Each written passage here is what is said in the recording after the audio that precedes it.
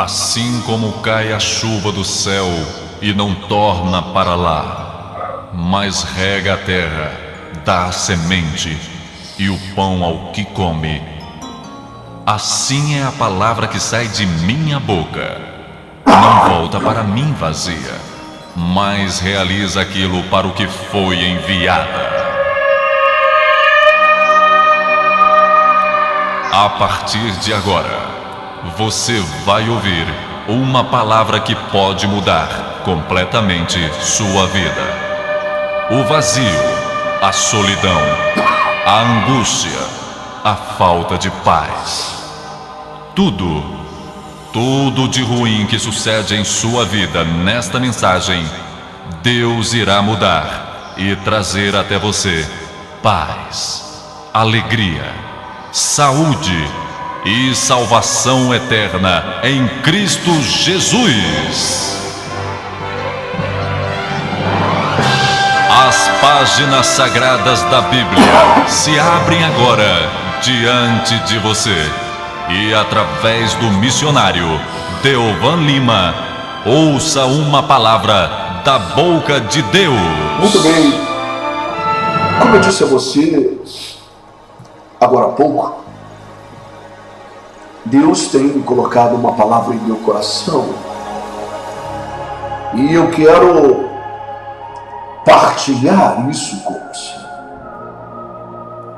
E se trata de uma questão delicada,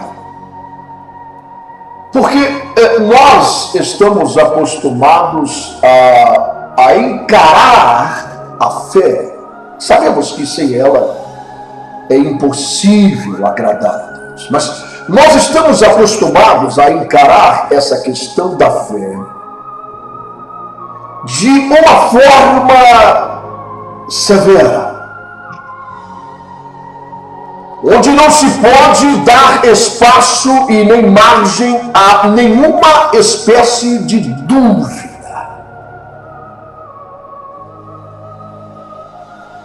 E quão raras são as vezes que você ouve um pastor ou outra pessoa qualquer simplesmente afirmar: eu não sei a resposta e eu não sei a razão pela qual Deus fez isso. Eu não sei a razão pela qual Deus permitiu isso.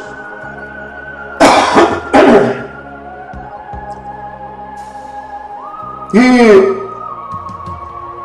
de maneira que estamos acostumados a vivermos a nossa vida caminhando nesse pensamento, nessa teoria de que a fé ela não pode atribuir de forma alguma nenhuma espécie de dúvida ou questionamento. Então, as pessoas se emudecem e se calam diante das surpresas, dos choques que a vida lhe causa às vezes.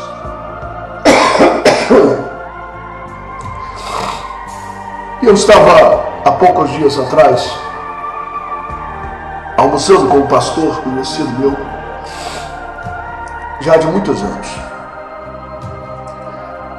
e eu não sabia que a sua esposa havia morrido, e ele estava me contando como havia acontecido aqui. E ele disse: missionário, foi um choque muito grande para mim, para a família, para toda a igreja, porque todos estavam envolvidos em muita oração. E ela chegou a fazer a cirurgia de transplante, foi bem sucedida a cirurgia, e já haviam passado alguns dias da cirurgia, todos estavam muito felizes, agradecendo a Deus por aquela grande vitória. Era tão difícil conseguir um órgão compatível, mas graças a Deus todas as portas se abriram, enfim. Mas passaram-se 10 dias da cirurgia e ela começou a ter febre e nós corremos para o hospital. E então foi constatado que ela havia sido infectada por um vírus qualquer, uma infecção hospitalar durante a cirurgia, e aquilo se complicou. Dessa vez que ela morreu. E evidentemente que ele se demonstrava ainda chocado, isso já tem alguns meses, triste, chorando, e toda a família muito abalada, é claro.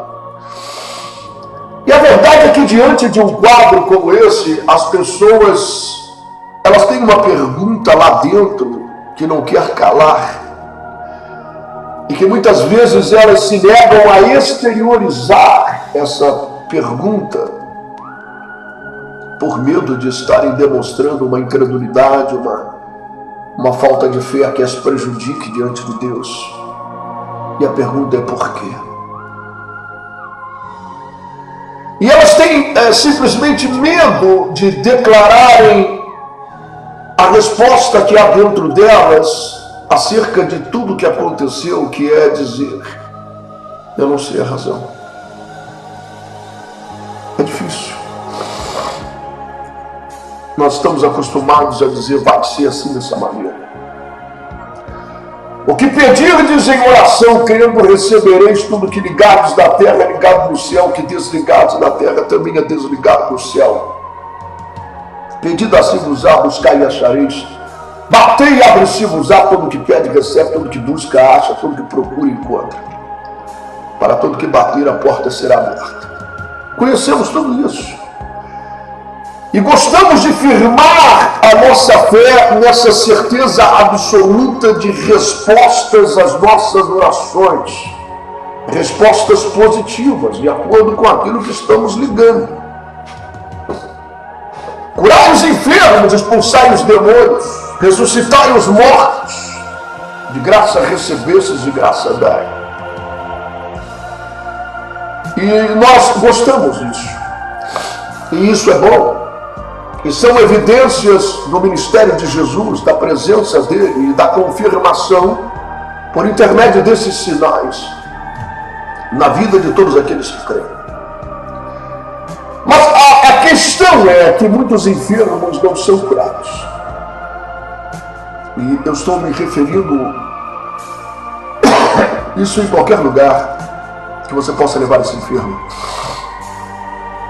No homem mais usado na terra, no ministério de cura, libertação, milagres, sinais e prodígios. Em todos esses lugares, muitos enfermos são curados, mas muitos não são. Muitos vão embora de cadeira de roda, vão embora mancando, vão embora com câncer, vão embora com a doença na pele, e permanecem com aquela doença. E a pergunta é por quê? Muito fácil. E muito simplório você apenas responder: faltou fé a essas pessoas. Aliás, essa é a maneira mais simples de um pastor, de um líder, responder ao questionamento daqueles que têm coragem de questionar. Por que eu não fui curado? Por que isso não aconteceu na minha vida? Por que o fulano recebeu e eu não recebi? Por que esta oração não causou efeito na minha vida? A resposta mais apropriada é dizer: lhe faltou fé. Mas o problema é que nós sabemos que o milagre, ele não está conectado e ele não depende da fé de quem vai receber, apenas e tão somente. Mas depende da fé e da aliança que aquele homem que está orando ele tem com Deus. Porque não está escrito que ligado na terra será ligado no céu. Porque não está escrito aquilo que disserdes, se crerdes no coração, eu vos digo que assim será. Mesmo que você mande a essa montanha que se ergue, se projete no mar, Você não depende da fé da montanha e você não depende da fé do mar. Mas se você disser a esse monte, ergue-te, lança-te no mar, e se não duvidardes no vosso coração, eu vos digo que assim será. Quem disse isso foi Jesus. Mas a gente tem essa tendência, né, de querer ter aquela roupa de super-homem debaixo da terra, de querer parecer para o povo como super-heróis da fé, e a gente fica procurando alternativas. E a melhor delas é jogar a culpa em cima do povo. É muito difícil você responder eu não sei. Porque afinal de contas você está com a Bíblia Sagrada na mão e você assume aquele púlpito, aquele altar, ou até mesmo você se assenta ao lado de um colega, de um amigo para pregar o Evangelho. E você tem que ter todas as respostas, as afirmações categóricas acerca de Deus. E as explicações e os porquês.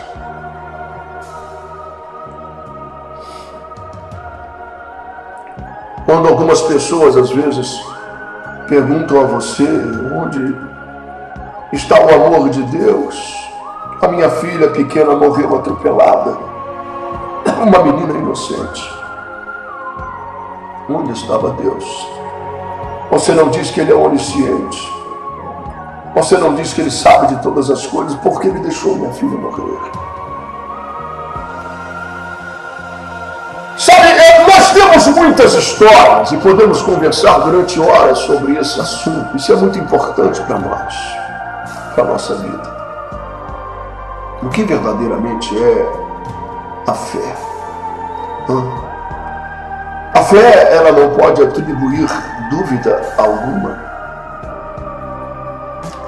Você se lembra da história de Jó e sabe o fim que Deus lhe deu, que foi um fim de honra, de prosperidade, de bênção.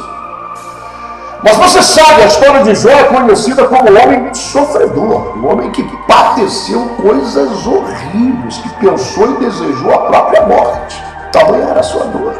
Não é? Ele perdeu tudo o que ele tinha. Ele perdeu seus filhos morreram. Não é? Ele perdeu a sua honra, os seus empregados não lhe respeitavam mais, ele perdeu os seus camelos, seu patrimônio, os seus bens, ele perdeu o respeito da sua mulher, que no final da sua história de padecimento, ela ainda chegou diante dele e disse assim: tu ainda mantém a tua integridade, amaldiçoa esse teu Deus e morre, porque eu não posso ver a presença. Que Deus é isso? Que Deus é esse que você serve? Que Deus é esse que você se mantém fiel a Ele? Olha para o teu estado miserável. Você perdeu tudo que você tinha, você está na miséria, até a saúde você perdeu. Você perdeu seus filhos, você perdeu seus camelos, jumentos, bois, você perdeu tudo, perdeu seus empregados, perdeu sua casa, perdeu tudo, agora está aí, sofrendo com essa enfermidade na pele. Amaldiçoa esse teu Deus e morre. E aí eu já vi muita gente tentando procurar justificativas do porquê. Já vi pessoas dizendo até que aconteceu isso com ele porque ele foi infiel no dízimo dele. De maneira que as pessoas começam a procurar algo para justificar uma atitude de Deus. E elas querem se colocar numa posição de advogados. E a posição de advogado é a posição daquele que defende um réu que está sendo acusado de ter feito alguma coisa. E ele começa a tentar justificar: olha, Deus fez isso por essa razão. Os amigos de Jó chegaram ali onde ele estava, e então eles começaram a dizer: olha, Jó, confessa, você pode falar a verdade, está só entre nós aqui, isso não aconteceu à toa, não. Alguma razão deve existir pela qual Deus retirou a bênção dele sobre a tua vida. Alguma razão deve existir pela qual, seus filhos morreram, você perdeu o seu patrimônio, você perdeu a sua saúde. Olha para o teu estado, rapaz. As promessas de Deus estão aqui na minha mão. Se você fosse fiel, se você fosse um homem íntegro, se você fosse um homem reto, nada disso teria lhe acontecido, porque está aqui, ó. O que Deus faz está escrito aqui. Ele tem que andar nessa risca. Deus tem que andar nesse trajeto aqui. Ele não pode sair disso. Tem que estar preso nessa palavra aqui. Então, se você fosse um homem reto, justo, íntegro, e que se desviasse do mal, nada disso teria lhe acontecido. Pode dizer o nome da prostituta que você saiu. Fala a verdade. Hein? Qual é o nome da sua amante? Eu quero saber quanto tempo você enfiando no seu disco. Alguma coisa você está fazendo de errado. Fala a verdade. Mas o problema é que Jó não fez nada errado. Ele não era infiel, pelo contrário. Deus acabara de testemunhar, afirmando ao próprio Satanás: tu viste o meu servo Jó, um homem reto e íntegro que se desvia do mal. Então preste bem atenção. Dentre todos os versículos bíblicos que falam sobre Deus, nós nos esquecemos de algo que é importantíssimo para que venhamos conviver com este Deus Todo-Poderoso, que é acerca de sua soberania, sobre o seu governo, sobre a sua autoridade, e que Ele trabalha na vida de cada um de nós conforme o projeto que Ele tem na vida de cada um de nós. A experiência que o fulano viveu não vai servir para mim. A experiência que eu vivo não vai servir para você. Mas, missionário, nosso Deus é o mesmo, sim. Mas o plano que Ele tem na minha vida é um, na sua é outro. Ele não nos trata por atacado, Ele não nos trata como uma massa humana. Ele não pega o povão e trata da mesma forma e joga a revelia, suas bênçãos sobre o povo. Ele trata cada um de nós como filhos e filhos amados.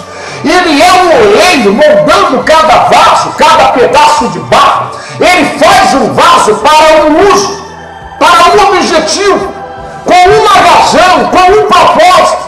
Deus tem um plano na vida de cada um de nós, e para seguir esse projeto e esse plano, Ele nos tratará conforme Ele desejar.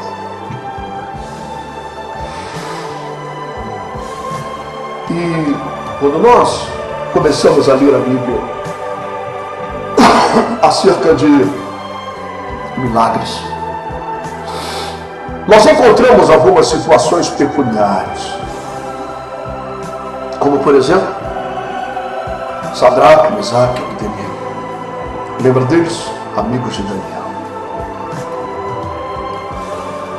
E eles se recusaram a se curvar diante daquela imagem que o rei havia esculpido para ser adorada. De maneira tal era a vaidade daquele rei que ele disse que aquele que se recusasse a adorar aquela imagem seria lançado numa fornalha de fogo. Ia morrer queimado. É uma morte horrível. E o rei soube que esses três se negavam a prestar adoração àquela imagem. E diziam que só se curvavam diante do seu Deus, o Deus dos céus e da terra, o Deus de Israel. E o rei chegou e disse: olha, se vocês não se curvarem, e se vocês não se prostrarem, vocês vão morrer queimados. E tem mais uma coisa, hein? Eu estou com tanta raiva desse negócio, que eu vou mandar esquentar essa fogueira 7 vezes mais quente. Ela vai ficar tão quente que até o ferro se dissolve diante desse calor. Imagina o que vai acontecer com vocês. Vocês vão se curvar ou não? Não, não vamos. Agora preste atenção no que esses homens disseram. Eles não disseram assim: olha rei, o negócio é o seguinte, nós somos servos de Deus, nós somos fiéis a Deus, e tem um negócio, você jamais conseguirá nos matar, porque Deus é nosso escudo, nossa força, nossa fortaleza, e Ele vai nos livrar.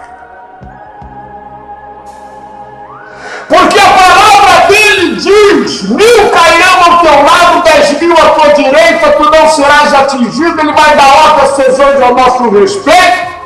Então você pode ter certeza, rei, que nós somos intocáveis. Esses homens fizeram uma afirmação que contrapõe a tudo que se é pregado hoje em dia acerca da fé. O cara hoje que prega sobre a fé, ele diz: eu tenho certeza absoluta que isso vai acontecer. E ele se nega a abrir os olhos para os milhares de pessoas, ou centenas ou dezenas, que não recebem aquilo. É como se elas não existissem. Eu prefiro não ver isso. Eu prefiro não tocar nesse assunto, porque isso pode abalar minha fé de alguma forma. Porque se algumas pessoas são curadas e outras não, eu não posso nem prestar atenção nas que não são, porque isso pode abalar minha fé. Eu não posso discutir, eu prefiro dizer que eles não tiveram fé, por isso que não receberam. É melhor sim, isso vai fazer melhor do meu ego. Isso pode me trazer complicações. Porque Deus diz que faz, Ele faz, Ele é, então acabou. Se Ele diz que Ele cura, Ele cura. Por amor sobre os enfermos, os curarão, ninguém vai dar morrer. Porque o cara fica doente, eu ponho a mão e curo. O cara fica velho, eu ponho a mão e curo. O cara fica doente, eu ponho a mão e curo. O cara morre, eu ponho a mão e ressuscita. Ele morre de novo, eu ponho a mão e ressuscita de novo. Ninguém vai morrer, não vai nem ter juízo mais eterno. Não vai ter nem mais céu, nem mais inferno, porque eu vou ressuscitar todo mundo, eu vou curar todo mundo, de maneira que ninguém morre mais. Você está entendendo, não? Mas Sadraque, Mesaque e Abdenego, eles disseram: eu não sei o que vai acontecer. Olha só. Não foi isso que eles disseram? Eles disseram: rei, eu não sei o que vai acontecer, mas independente do que Deus venha fazer, porque nós não sabemos o que Ele vai fazer nessa história. Se Deus quiser nos livrar, Ele tem poder para livrar. Ele pode dar um sopro e apagar esse fogo. Ele pode te matar agora do coração. Você e todas essas pessoas aqui podem cair mortas aqui diante de nós. Ele tem poder. Ele tem controle sobre todas as coisas. Nós não duvidamos disso. Agora nós não sabemos o que Ele vai fazer. Você vê matar o coitado do Tiago ao fio da espada, né? Aquele miserável daquele rei Herodes. Lembra disso? Mandou matar Tiago ao fio da espada, o povo fez uma festa, uma alegria, e falou: opa, estou ficando famoso, vou prender Pedro também, vou matar ele amanhã. Mandou prender Pedro, botou ele numa prisão, vieram os anjos, arrebentaram aquilo tudo, meu irmão. As portas das celas se abriram e Pedro saiu tranquilo daquela cadeia. Agora eu pergunto para você, por que os anjos não livraram Tiago?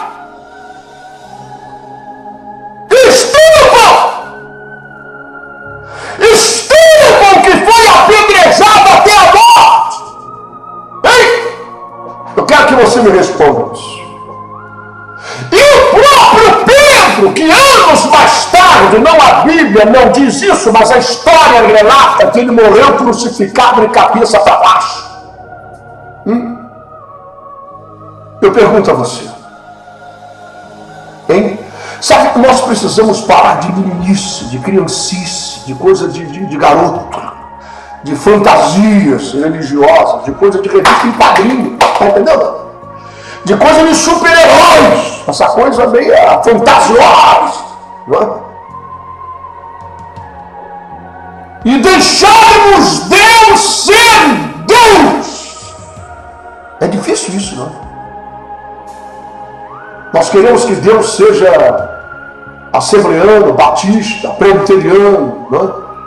As pessoas querem puxar a brasa para a sua sardinha. Né? Nós queremos que Deus seja isso, aquilo, que Ele se molde aos nossos costumes, às nossas ideias, aos nossos pensamentos, né? Que Ele se molde aos nossos desejos e aquilo que pensamos, nós nos negamos a permitir que Ele seja Deus, que Ele esteja sob o comando, e entendemos que Ele vai fazer se Ele quiser. Está entendendo? Hein? Ele vai fazer se Ele que vai missionar. Está escrito também que Ele faz se Ele quiser. Entendeu? Está escrito também que Ele é Senhor, que Ele é soberano, que você vai estar vivo amanhã se Ele quiser.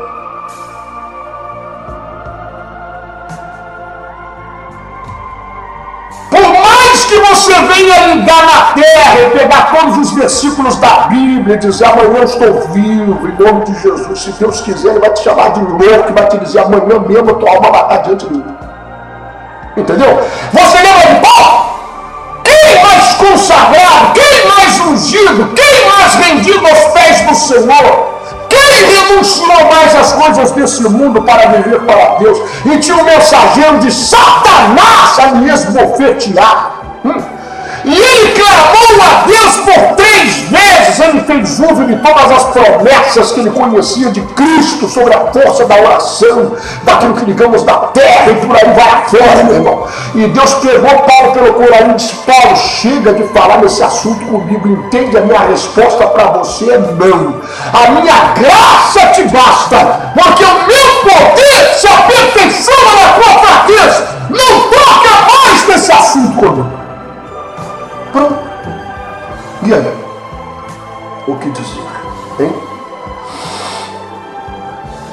Tem um texto sagrado em que Deus ele diz assim: olha, nem que Moisés e Samuel se prostrassem diante de mim sobre essa questão, eu não atenderia.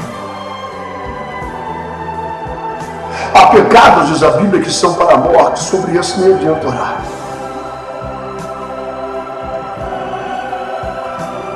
Sabe, é difícil nós deixarmos Deus ser Deus. É difícil nós dizermos assim: eu não sei responder o porquê e a razão disso. Deus quis assim.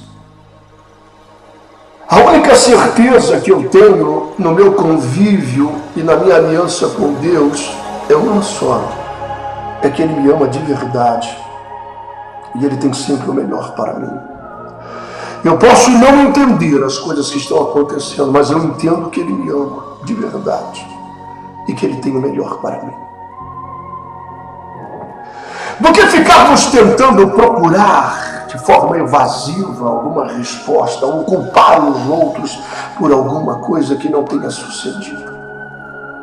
Sadraque, Mesaque e Abednego disseram: eu não sei o que vai acontecer. Se Deus quiser nos livrar, Ele livra. Se não, se Ele quiser que a gente venha a morrer lá dentro, será que Estevão perdeu a sua fé? Será que Estevão, na hora que estava morrendo, apedrejando, disse: meu Deus, eu me enganei, eu vou negar Jesus, eu estou morrendo e Ele não me livra? Eles disseram: se Ele quiser que a gente morra, nós vamos morrer. Se Ele quiser nos livrar, Ele nos livra. Mas nós sabemos em quem nós temos crido. Nós conhecemos a Deus o suficiente para não errarmos o caminho. É isso que eu quero que você entenda, meu irmão e minha irmã. Jamais nós iremos conhecer a profundidade dos pensamentos, das decisões que Deus toma. Não caia nessa tolice de fechar a tua teologia e julgar que você sabe, é o dono da verdade, você conhece tudo sobre Deus. Não caia nessa tolice. Conheça o suficiente para não errar o caminho. Sabe, Davi, o homem segundo o coração de Deus, escreveu muitas coisas importantes do seu convívio e das suas experiências com o Todo-Poderoso. Senhor é o meu pastor e nada me faltará. Ele me conduz aos verdes pastos, às águas tranquilas, refrigera a minha alma. Faz o meu cálice transbordar, prepara uma mesa diante de mim na presença dos meus inimigos, unge minha cabeça com óleo.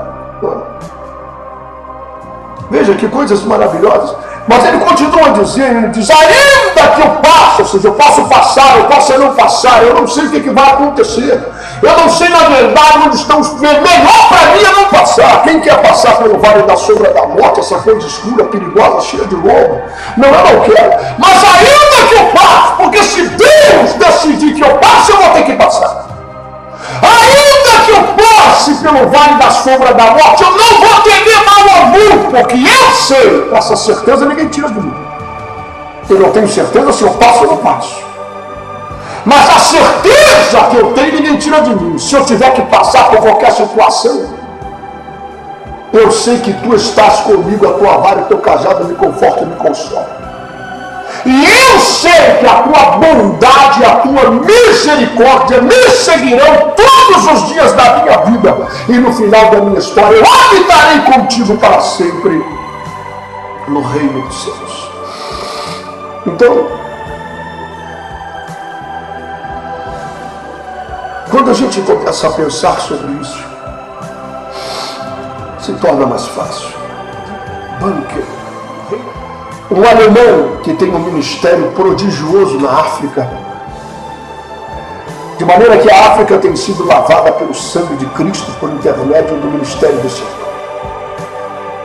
Milhares de africanos batizados no Espírito Santo, curados de enfermidades e ressuscitados entre os mortos. A última vez que eu tive contato e notícia do ministério dele, ele havia ressuscitado 8 mortos. Pessoas que já estavam para ser sepultadas. E uma vez perguntaram a ele que fulano estava morto lá para ser sepultado, se podiam trazê-lo até a campanha que ele iria fazer. Ele disse: traga os mortos. Agora tem uma coisa, eu não sei se ele vai ser ressuscitado. Isso é uma obra de Deus. Eu oro por todos, foi o que ele disse. Mas o poder de Deus, tragam doentes, tragam enfermos, tragam até os mortos.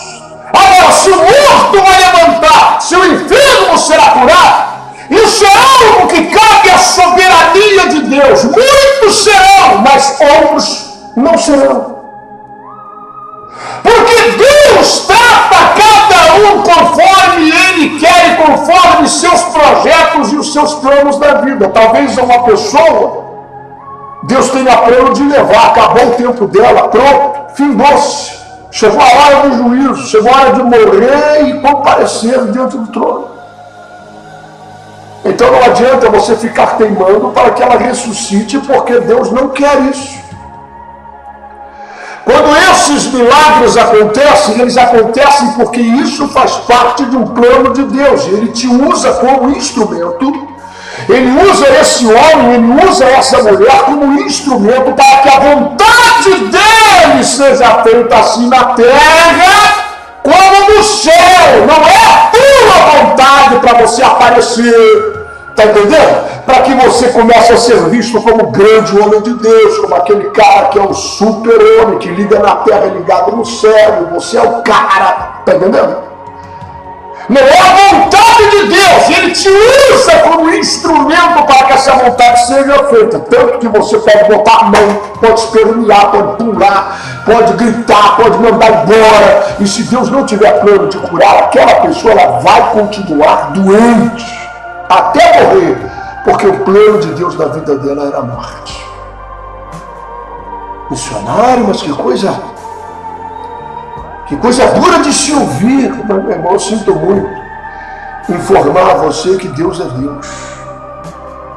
Eu sinto muito informar a você, quero usar essa frase, essa expressão entre aspas, de que Deus ele não é o gênio da lâmpada mágica. Você não pode fazer dele o que você quiser, os seus próprios planos. Você pode ralar o seu joelho de tanto orar para que o mundo não acabe, para que o anticristo não tome posse, para que nós não venhamos entrar em caos. Você pode usar a Bíblia que te recomenda orar pelos países, para que pode usar o que você quiser, meu irmão. Está entendendo? Mas escuta, nós estamos caminhando para o fim, isso não vai ser alterado, isso não vai mudar. Você pode jejuar até morrer, ficando sem fome, com a barriga vazia, até ficar na missão, ir para o hospital, fazer greve de fome, faz o que você quiser. A palavra de Deus vai se cumprir, Deus está caminhando, Ele não é comandado por ninguém, Ele não é fantoche de ninguém, Ele não é é controlado por ninguém, é Ele quem controla, é Ele quem está sobre o domínio, é Ele quem tem a chave nas mãos, que abre e ninguém fecha e fecha e ninguém abre. Aprenda isso, meu irmão. E aquilo que Jesus disse é uma grande verdade. Seja a vossa palavra sim, sim, não, não. Que passa disso eu não amigo. Saiba dizer também eu não sei. O seu cabe a Deus. Não fique procurando justificativas. Não fique procurando defender a Deus. Ele não precisa de advogados. Ele precisa de testemunhas, de pessoas conscientes do seu amor, da sua grandeza, da sua autoridade e do seu controle sobre todas as coisas. Que não caia uma folha de uma árvore que não seja no conhecimento dele. E que tudo que sucede é para o bem daqueles que amam a Deus e foram chamados para o seu propósito. Pense nisso. E que Deus te abençoe.